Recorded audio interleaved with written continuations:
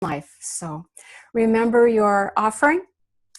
And I have a reading that I'd like to offer you. Perhaps you have heard it. This is called The Guest House by Rumi. And he says, "This being human is a guest house. Every morning a new arrival, a joy, a depression, a meanness. Some momentary awareness comes as an unexpected visitor. Welcome and entertain them all, even if they are a crowd of sorrows who violently sweep your house empty of its furniture. Still, treat each guest honorably. He may be clearing you out for some new delight. The dark thought, the shame, the malice, meet them at the door laughing and invite them in. Be grateful for whoever comes, because each has been a gift sent as a guide from the beyond."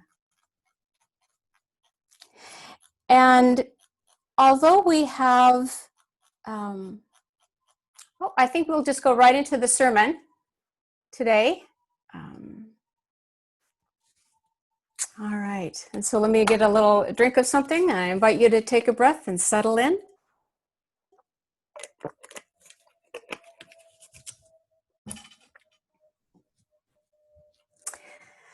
So I remember the two families. A young man lay in our ICU. He had been in an accident. And at the moment, he had tubes and wires all over his body. There were 8 monitors in his room. He was unresponsive. The situation was critical. It was touch and go. And the doctors really couldn't tell the families if he would pull through or if they needed to prepare for his death. Both families were strong Christians. Each family believed in Jesus, went to church, read their Bibles, and prayed. Yet they had a very different faith. The young man's family held on to the belief that God would heal their son. God would hear their prayers and the prayers of all those people on the prayer chain, and God would answer those prayers. They were seldom tearful. They credited their ability to remain positive to their faith. They knew that God could do a miracle and restore their son to them. And they knew that expressing any doubt or any negative emotion reflected on the depth and the strength of their faith. The other family were the parents of the young woman who had married the man lying unresponsive in our ICU. They were equally devout. They believed that God was with them during this horrible situation. They cried often. They were so sad and scared and frustrated. And the roller coaster of watching their son-in-law improve and decline and improve and decline over and over was hard on them. They were not overly emotional. They did not believe that their experience of such powerful emotions reflected on the depth of their faith. Both families spent days and then weeks together in our ICU waiting room. The patient's parents were worried that the negative emotions of his in-laws could affect the outcome of his health. They were uncomfortable with all the tears. In private conversations with a chaplain, an individual might wonder if they seemed to be cold-hearted or in denial. And the in-laws were equally distressed. They worried that the young man's family did not fully appreciate the gravity of the situation. Would the family make poor choices because they were in denial? In private conversations with the chaplain, they thought perhaps if they had more faith, they wouldn't be so emotional. Their daughter was caught between the two families. And eventually the chaplains and the hospital staff found ways to keep the families apart. Same situation, same overall belief system, and opposite ends of the emotional spectrum. Emotions are complex and nuanced. They're messy and they're tricky. Religion certainly is not cut and dried. It's complicated and multifaceted. And the two of them are frequently linked. And when they are, it's anything but simple. You've probably stopped listening to me. You're probably wondering what happened to the young man and his wife and the two families. It's a mixed ending.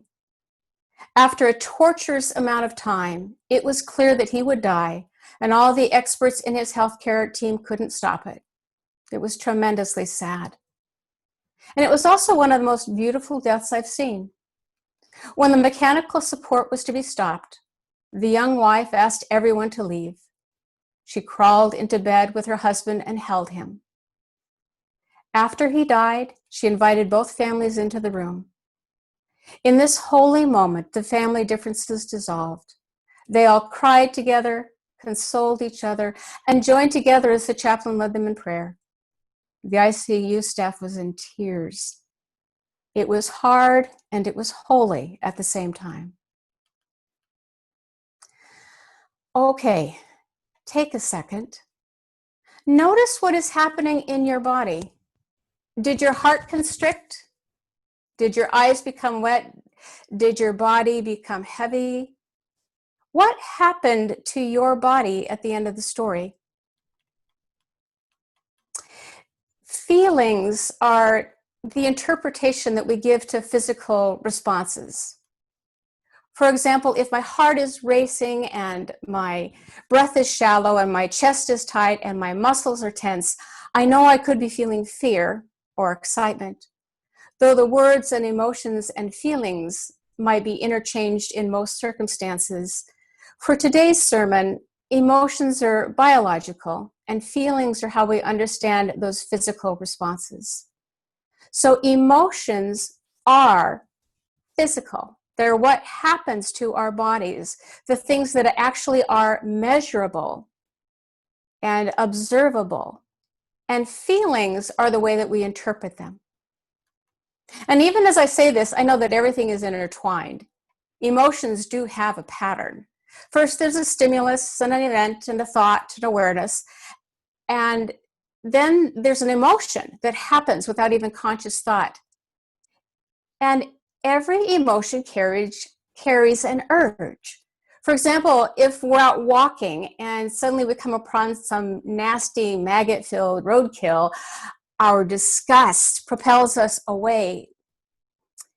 And emotions do that. They either invite us to come closer to something or they push us away from someone or something. So they give us good cues about our world. And emotions are universal. People all over the world make the same faces when they are happy or angry or sad or whatever. And there's all sorts of studies that confirm that if photographs of people in one part of the world are shown to people on the other side of the world, those viewing the picture have no trouble accurately naming the emotions expressed. These facial expressions and the physical sensations are innate. And children that are born deaf and blind still make the same faces when experiencing the same emotions. When deaf and blind athletes win an event, even if they've never seen it, the athletes will puff up their chest and lift up their arms and tilt their head back as a sign of victory, even if they've never heard of that and certainly never seen it. So scientists and researchers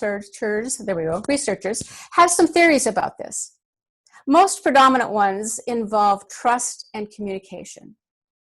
And all animals, not just humans, have distinct signals for communicating, combinations of movements and positions that signal different things. A barking dog with a wagging tail has a whole different agenda than a barking dog with a rigid one. And researchers have entire catalogs of these ethograms coding the signals for different animals. And there's also a facial coding system for humans with a special category for micro expressions. And those are the involuntary blink of an eye movements that happen on our face that show our true emotions. Those are the things that cannot be faked, they can't be hidden. And before a time, there were several TV shows trying to use the study of microexpressions as the secret weapon in crime-solving dramas. It was too complicated for the average viewer just wanting some entertainment. But microexpressions are the way we detect the real meaning. Words don't matter if the body language is saying something else. Just think of a smile. If the corners of the mouth go up, how far do they go up? What happens with the lips? What's going on with the skin around the eyes? Where are the eyebrows? What's the position of the head? And we know, without putting it into words, the difference between a smile that is genuine, phony, mischievous, ironic, submissive, or threatening. It's difficult to fully hide one's emotions. And this promotes the trust and cooperation so necessary for our survival as a species. Our ability to empathize is tied into all of this. We unconsciously mimic the facial motions of others that we care about when we watch them. Or else when we're listening to them on the phone, we will also unconsciously make faces the way that we might think that they are feeling. And it's just an ingenious setup for putting ourselves into someone else's shoes. Copying the face of another helps us to have similar emotions. Not being able to mirror facial expressions hinders our ability to empathize. For example, people who've had Botox and can't move their facial muscles have been shown to be less empathetic. And one can only wonder how face masks are going to affect empathy and trust. Emotions are hardwired into us. They are not instinct. Emotions have the great advantage over instinct in that they don't dictate specific behavior. Instincts are rigid and reflex-like. Emotions focus the mind and prepare the body while leaving room for experience and judgment. They constitute a flexible response system far and away superior to instinct. And based on millions of years of evolution, the emotions know things about the environment that we as individuals don't consciously know. Emotion-based reactions are not automatic like instinct. They pass through a filter of experience and learning known as appraisal. They still produce the desired behavioral change, but only after a careful evaluation of the situation. So emotions are not the opposite of cognition. Emotions are an integral part of it. And intelligence isn't just in our heads. Our reasoning comes from our whole body. And it's fascinating to know that there are brain cells in our heart and in our stomach. These aren't the same brain cells that are in our head, but they are still brain cells, and they're responsible for reasoning. And that's why statements like, I knew it in my heart, or I had a gut feeling, are not just figures of speech. And emotions are so important to sound reasoning that the artificial intelligence scientists are trying to figure out how to give robots or AI computers emotions, because it makes a far better reasoning system. Emotions tell us about our world, but they are not facts. Emotions tell us how we are perceiving and responding to what's going on. They give us information. Say we notice that we're angry at someone, but we don't have a clear reason. And the anger informs us, perhaps, that our boundaries have been crossed, or that the person's getting in the way of something we want. Emotions also reflect our thoughts. Most of us can think of an experience where we thought one thing and had a very strong emotion about it, and then those emotions changed the instant we got different information. And since our emotions are influenced by our thoughts and impact our behavior, it's a good idea to ask ourselves if the emotion fits the facts. Do we have the right information? And we're responsible for managing our emotions. Those who just let it all hang out tend to wreak havoc. And we change our emotions by changing our thoughts or changing our posture or moving our body physically. So while there's many factors that influence emotions, like sound and weather and geography and sleep and illness and so on, we can best control what we do with our emotions and their urges by governing our thoughts and adjusting our postures. And we can regulate our feelings by acknowledging them and paying attention to them. It doesn't mean dwelling on them, but it does mean attending to them.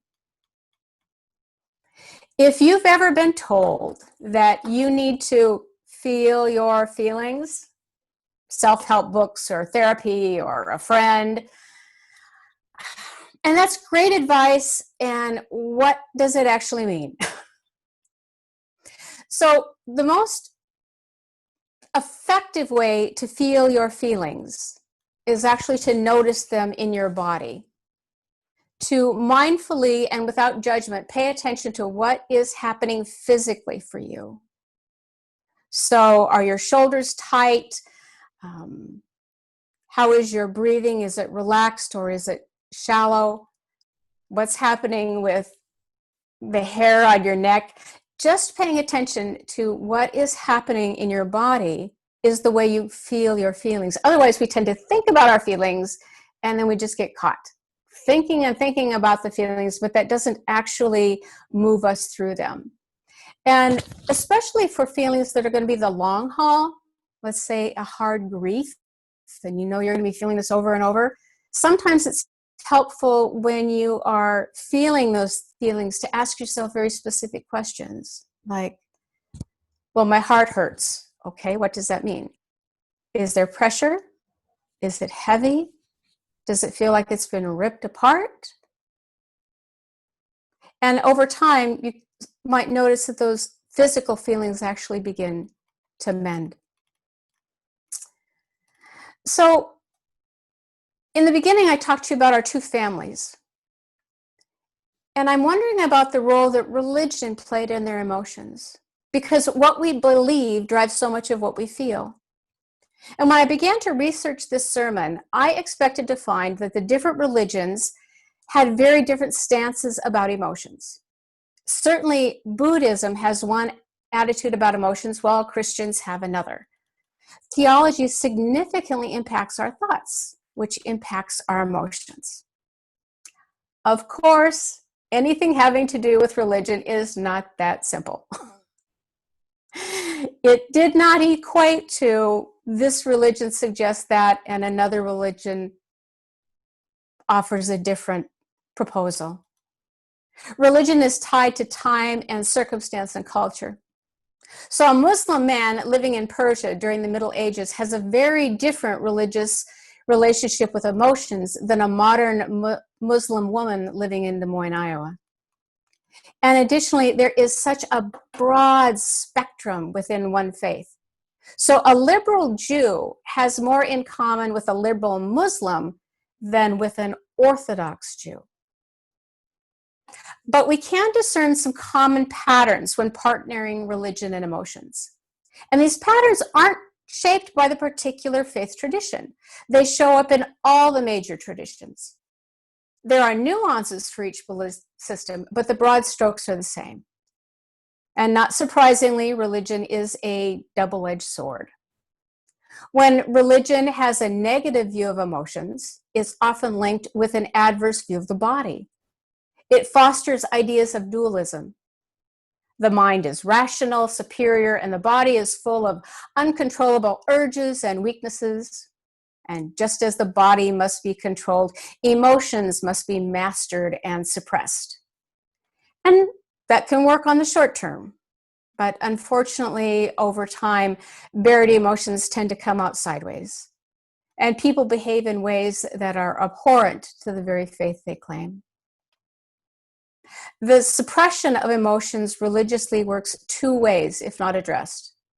Those who belong to unemotional religions tend to become more repressed. And people who are less emotional tend to gravitate toward those religions where emotions are discouraged. So when the intellect is admired and the body is dismissed or despised, the balance and full access to knowledge is lost. And false equanimity by ignoring one's emotions is not enlightenment.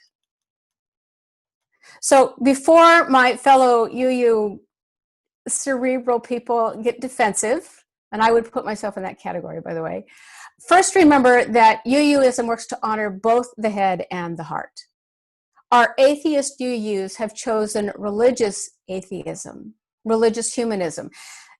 This is a balanced faith, not a zealous, angry denouncement of what seems to make no sense. And a yearning for an intelligent faith does not necessitate stifled emotions. It's also important to note that people experience emotions differently because bodies have differences. So science has demonstrated that people who have high pain tolerance have less nerve endings than the person who has a low pain tolerance.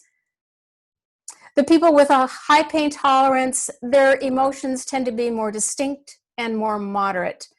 They might tend to stick with mad, sad, and glad. People who have more nerve endings have emotions that are often more intense and more complex. And it's really easy, unfortunately, for our society to just sort of put judgments around it. So people who might not have as many nerve endings and their feelings are less intense might be held up as the strong stoic types with greater moral character and intestinal fortitude.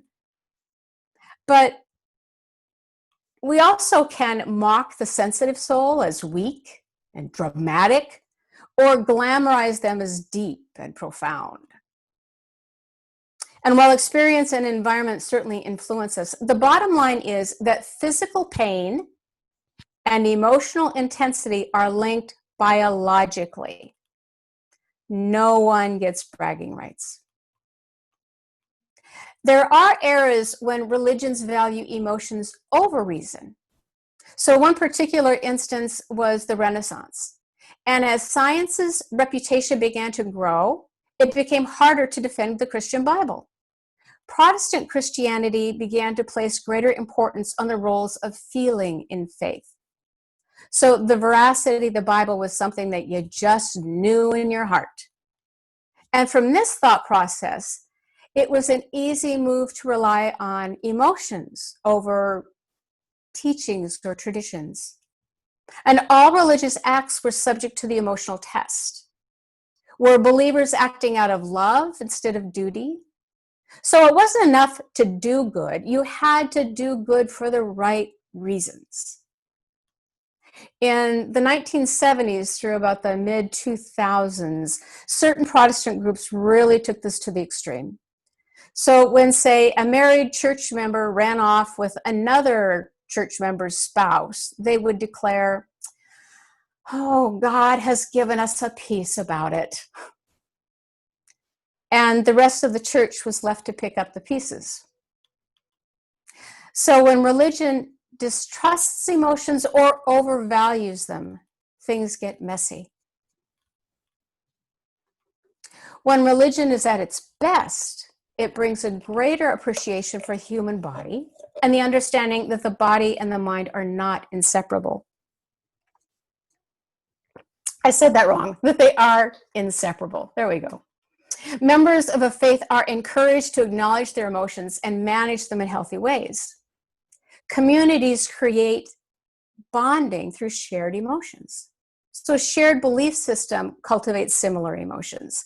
And shared worship and study and charity and ritual all add to that. Rituals especially are designed to foster community connection.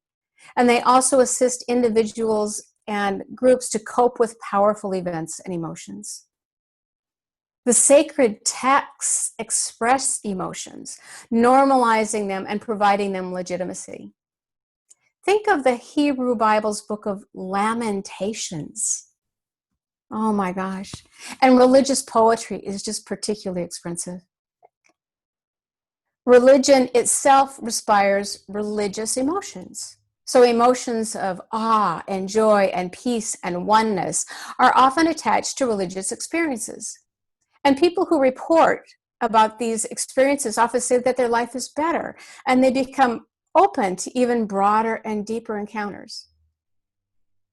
Religion helps its members regulate their emotions in a number of ways.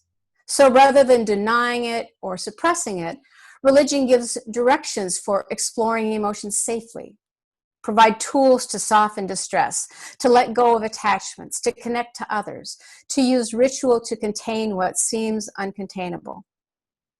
And religion is all about making meaning, which directly affects one's emotions. Finding a reason for life and its hardships and tragedies mitigates the chaos and fear that can be threatening if the universe is meaningless and everything is random. And along with this, religion offers comfort and consolation. And some may argue that comfort cannot be real if it's based on erroneous beliefs. Stephen Ozma addresses this in his book, Why We Need Religion, an agnostic celebration of spiritual emotions. He says, there is no such thing as false consolation. Some critics are making a category mistake, like saying the color green is sleepy. Consolation or comfort is a feeling, and it can be weak or strong, but it can't be true or false. You can be false in your judgment of why you're feeling better, but the feeling is better no matter what it's based on. And even if some of our religious claims are false in that way, like the world was not created in 6 days, religion does bring real consolation in the same way that music is real consolation. No one thinks that the pleasure of Mozart's opera, The Magic Flute, is false pleasure because singing flutes don't really exist. It doesn't need to correspond to reality. And finally, emotion-positive religion advances mindfulness. Buddhism is the master at this. Other faiths encourage the same thing in a different way. Buddhism does not teach that if one meditates enough, they can avoid emotions. Instead, it offers guidance about dealing with emotions when they arise.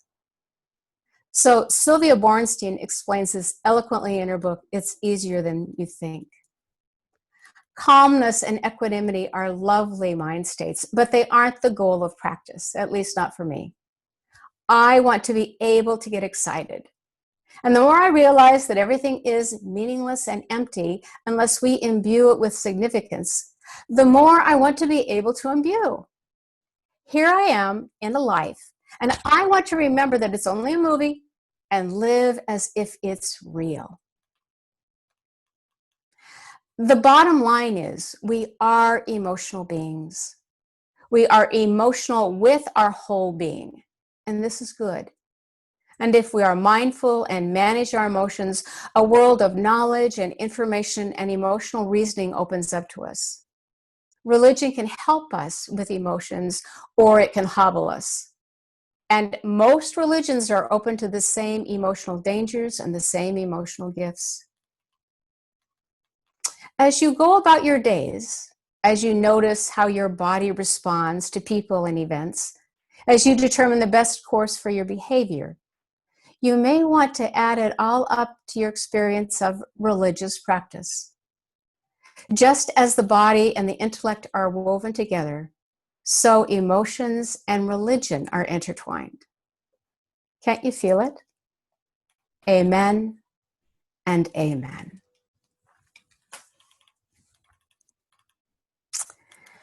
So we are toward the end of the time of service, but I would like to turn the controls back over to Chuck for a moment, and if anyone has anything that they would like to share with the congregation, we could take just a moment or two for that, and then close out from there.